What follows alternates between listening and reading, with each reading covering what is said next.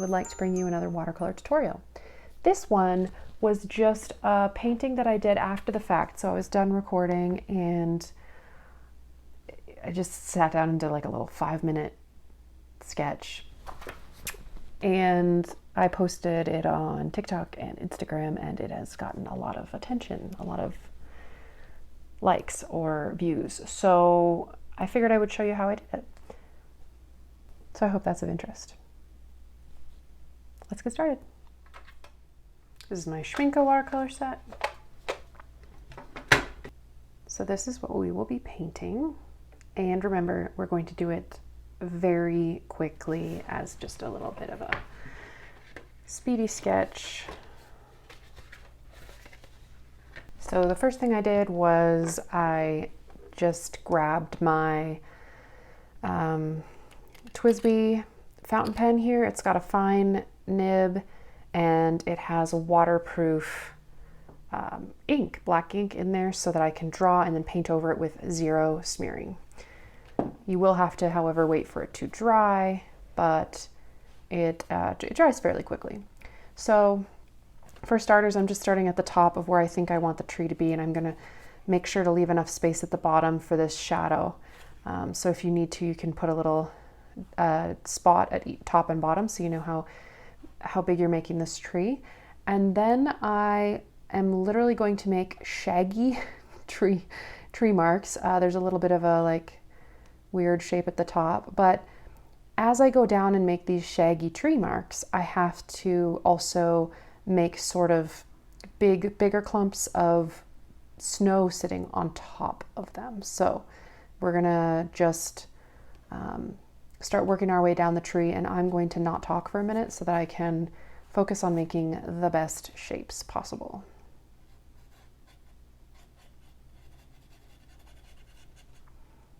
So you see there, I've got some snow clumps, and then I've started to get some shaggy tree going on.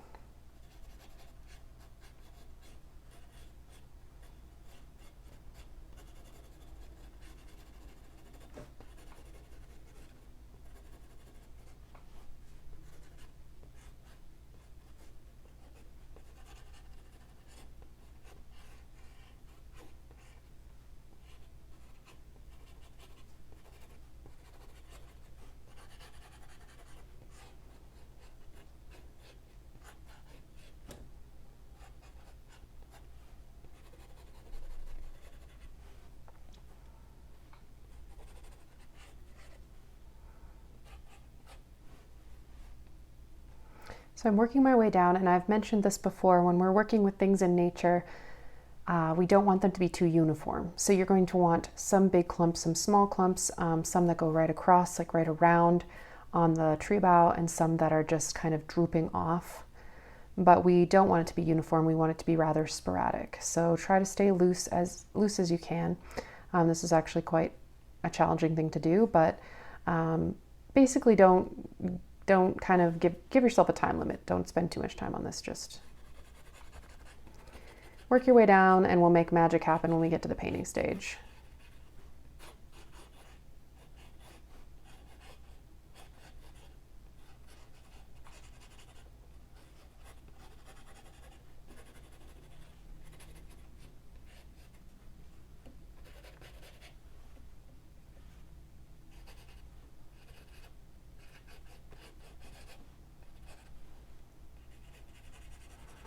Now I'm getting to right kind of around where I want the bottom to be. I'm going to add a couple more clumps of snow. And in my sketch that I did previously, I actually added some hatching to kind of give it some depth and some grounding. So I'm going to do some cross hatching here. You can see it's not pretty hatching, it's scribbling basically.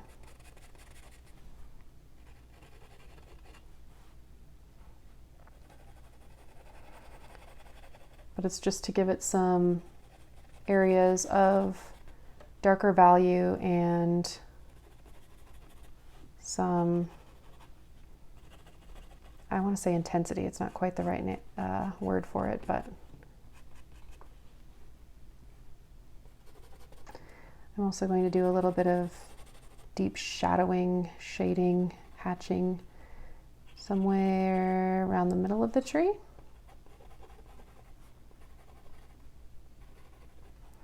And maybe a little bit more up here. And a little bit over here on the left, almost as if there's more shadow over here. And you can do a lot less of this, but I just want some variation. You don't have to do quite as much drawing. You could lean more on what we're going to do with the paint. So I'm going to stop there. We do have to wait for this to dry completely before we attack it with watercolor. While I wait for that, I can already get started with my mixing. So I would like to start with some water. Some water would be good. While we wait for that to dry, we can start mixing a couple of basic greens. So I'm going to pull in a sap green. You can see I already have a lot of paint in my palette. So let me clean my brush and drag in some yellow.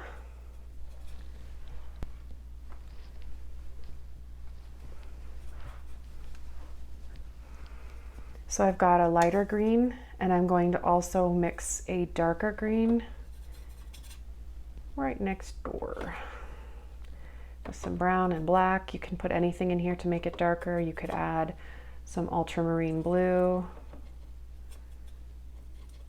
but you just want two greens, and that's simple enough. We'll keep it pretty basic. So with your lighter green, we're going to kind of dash our way down. I'm using an 8 round brush. The round allows me to get some finer detail with the tip of the brush, but we don't want this to be too watery. It will dry even paler than it is there. So make sure you have enough pigment. I'm going to add a bit more there, and you can test it on a page nearby if you have one. I would like mine to be just a little more on the yellow side, like a little more olivey. So I'm going to mix some yellow in there. And we're going to work our way down the tree, and we're going to avoid all of the little blobs that could be snow. So we want to kind of avoid that. And I mean, you're going to, if you're staying nice and loose, you're going to go over the snow sections here and there, and that's okay, but as best as you can. See, I just went over that right there. I mean, if you have paper towel nearby, you can use that to correct.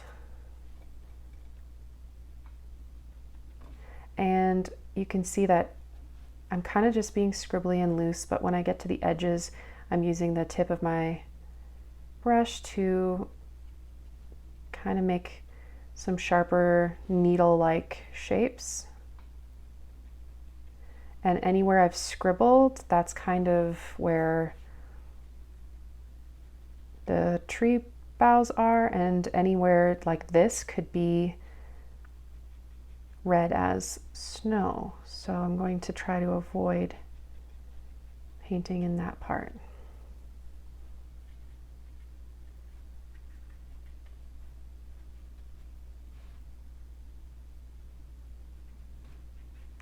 All of this down here, all of the shadowing, going to make that green.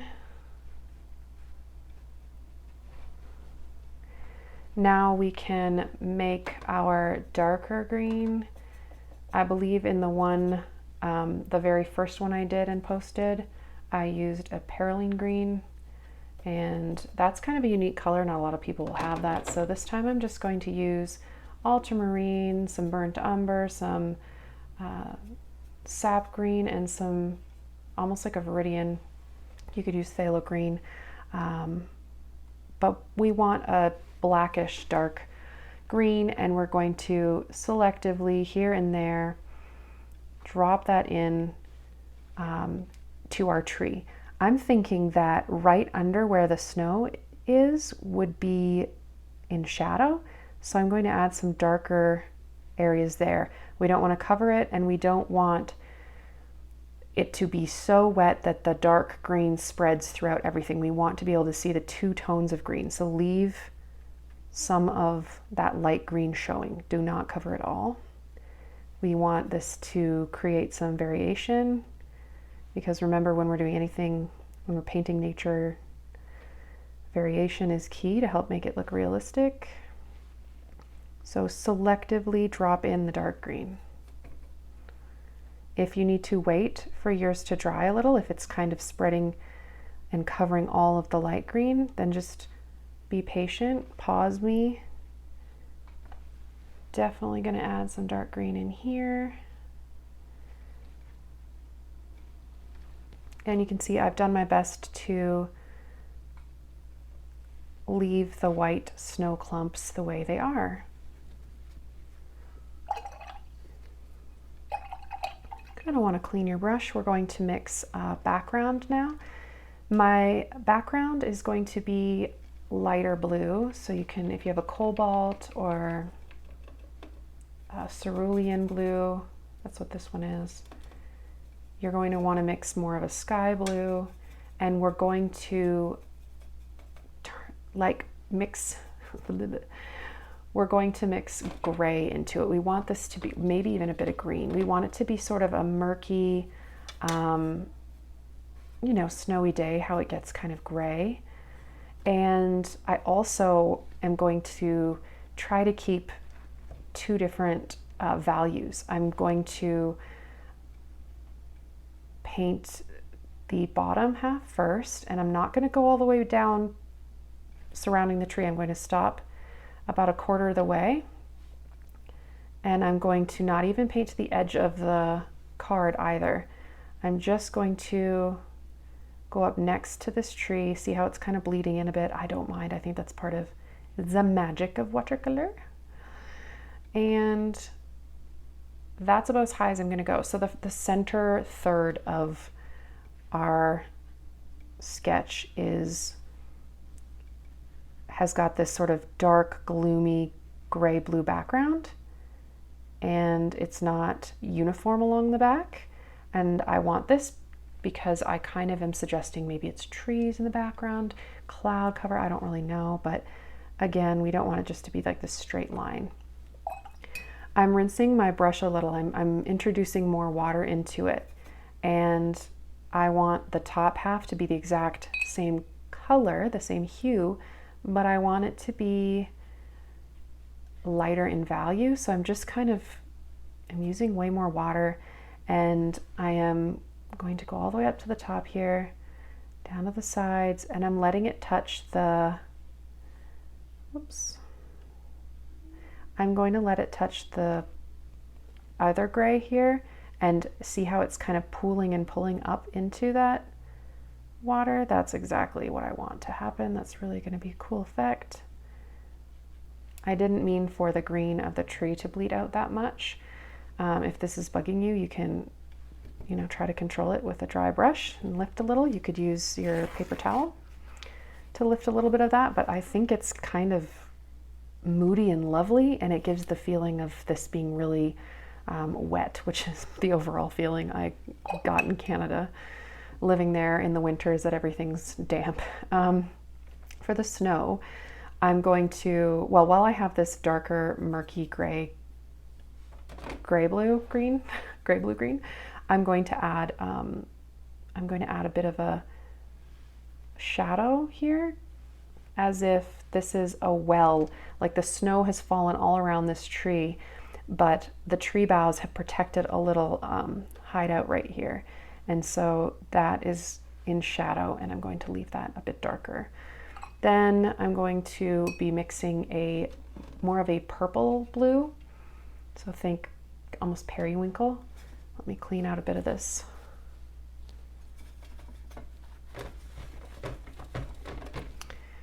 So we are going to go back in and add some shading, some shadow to the snow clumps, but I'm working in a particular order so that the tree has a chance to dry. I don't want the green to mix into the snow. I would like to keep that crisp.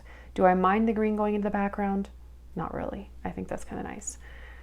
But I do want some level of control here. So I'm going to mix some blue and purple together. My purple is really strong, so I have to watch how much I add. Maybe some ultramarine with my cerulean. And it's just a different quality of blue. And this is because I want the snow to kind of be a different hue. So I'm gonna leave the top, I'm gonna leave it a bit light, and we're getting some bleed through. Not a big deal, but again, if that bugs you, just lift it up and wait a bit, lay it back down. So I'm going to stay as loose as I can here, and I might use a bit of paper towel to lift off some areas. Almost, we want sort of some light areas of snow and some that are more in shadow.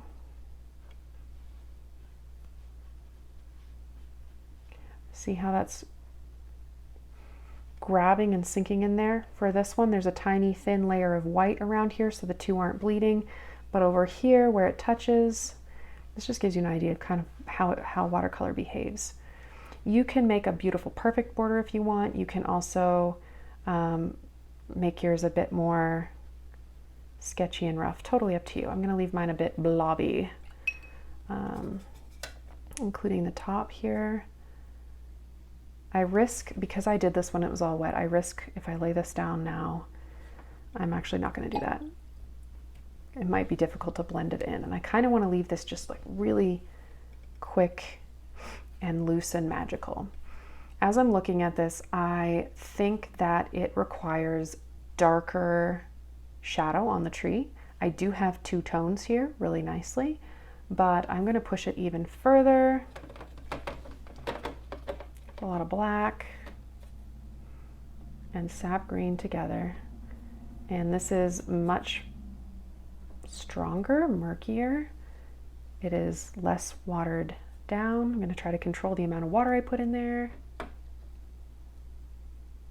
and I think it's very, very blue. I think I might even mix a teensy bit of a dark red in there.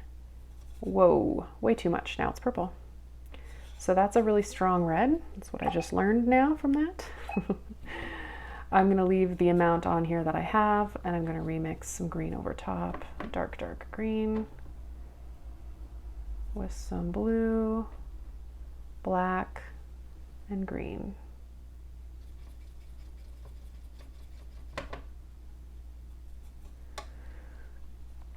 You could even add a bit of, instead of red, you could add a bit of sort of a redder brown, and that might have the effect that I was going for. But basically I just want a bit more depth. See that? I just added a tiny bit more of this burnt sienna. I say more, I just added a tiny bit of burnt sienna. And I'm going to selectively drag it down through the tree so that the darkest value isn't just created from my hatch marks, but it's also created from the paint I'm using, the color, or the value rather.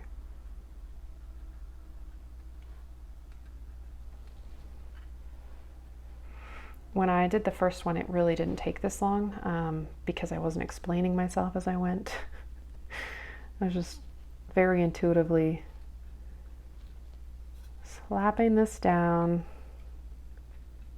and the more you practice, the more chances you'll get to surprise yourself like that with a little gem that you didn't have to work very hard on because you put in the work elsewhere, right? Just practicing in your sketchbook, etc., etc. Let's let that dry.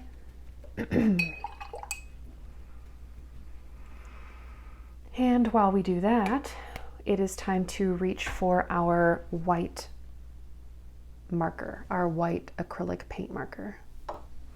With the marker, you're going to want to shake it up, make sure the paint's all mixed inside because they tend to separate. That's why there's a little shaker thingy in there, a little ball.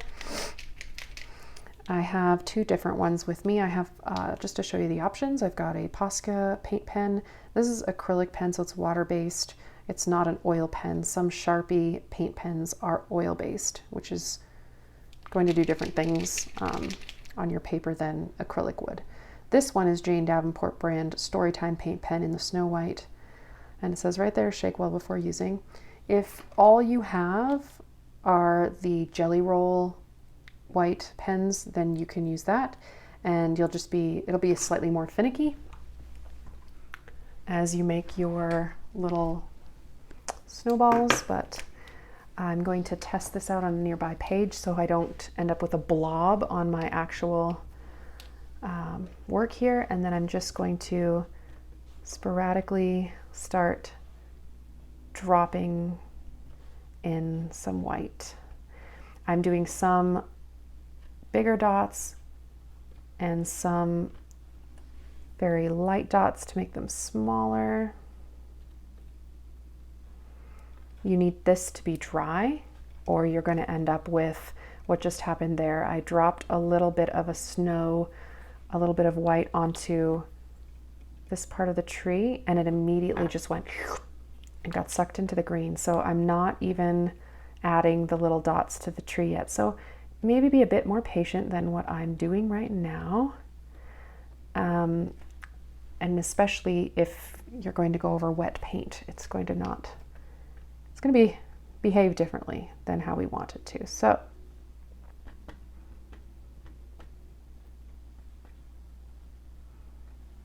I could pick out some dry spots on the tree. I don't know if this is worth it or if I should just be more patient and wait for it to dry. Probably go over it anyway. Once I paint in the shadow of the snow, I'll probably add in some more snowflakes as well anyway, or falling snow. But try not to make it too uniform. I always say that.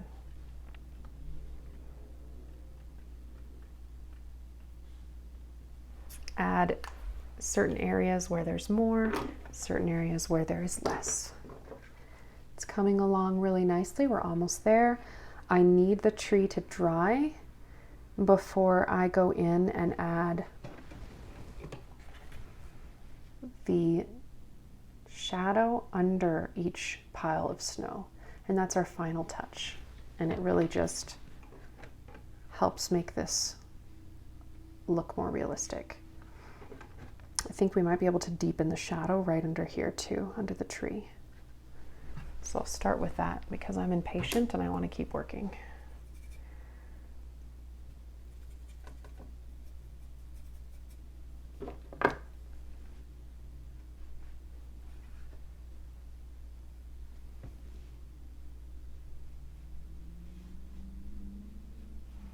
And yeah, I'm going over these little snowballs, but you can always add them back in.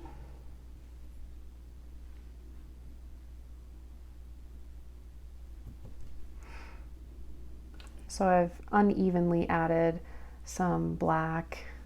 There's a little tiny bit of brown in there just to make it a different hue than the snow around it. I kind of wanted it to, snow reflects what's around it. So I kind of wanted to reflect a bit of the tree, color of the tree. In my original, I'm looking at it here, I'm comparing colors. There's a lot more of that yellow green. And since we're waiting for it anyway, if you are picky like me, now's your chance to mix a warmer green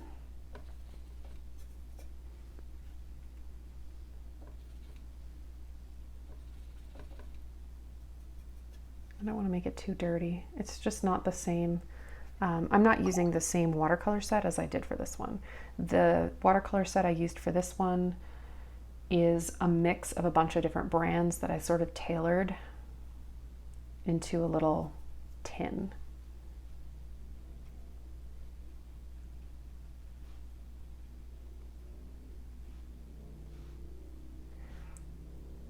Because a lot of the edges of the tree blended in, I am now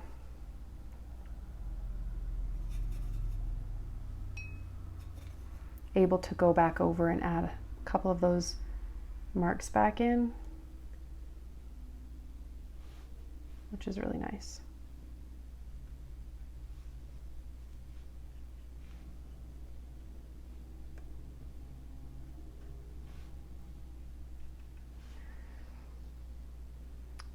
At the risk of it getting to look too overworked, I'm going to stop.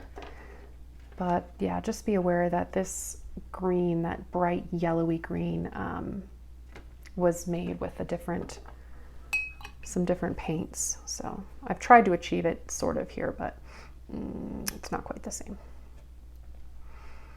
All right. It is not dry, but I am impatient. So we want more of that snowy, purpley shadow. This ended up being pretty blue. I think I want mine to look a bit more gray, but we don't want it to be the sky color, okay? We want it to be definitely more blue to match the snow. We want the shadow of the snow to kind of match, whoops, the shadow here so that it's congruent. It's the same, close to the same. So I'm just kind of really simply adding a bit of this gray to the bottom clumps of this snow.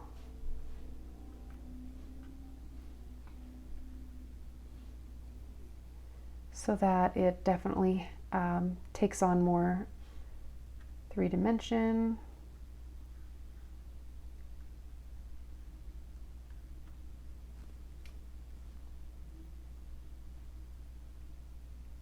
We're having a little tiny bit of bleed through, but or bleed from the green. Doesn't look bad though.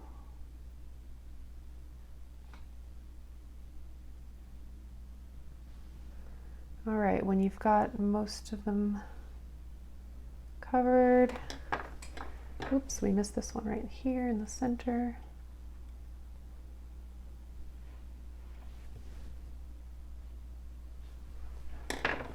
Then you're ready to do your final snow flakes over top. I'm going to say it again, have to wait for it to dry. This time I actually will. All right, so it's mostly dry, and I'm going to use this paint pen, and I'm going to just drop a couple of different sized snowflakes over the remainder of the drawing.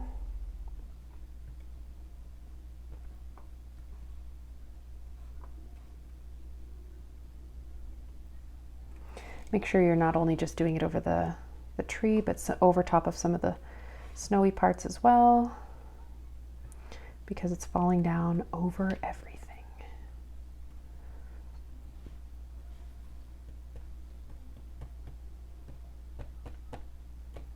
I'm adding very liberally in this drawing, more than the last one. But how hard it is snowing is completely up to you. I hope you enjoyed painting this snow-covered tree with me. I really enjoyed it. I loved how simple it is for how effective the result. So there you go.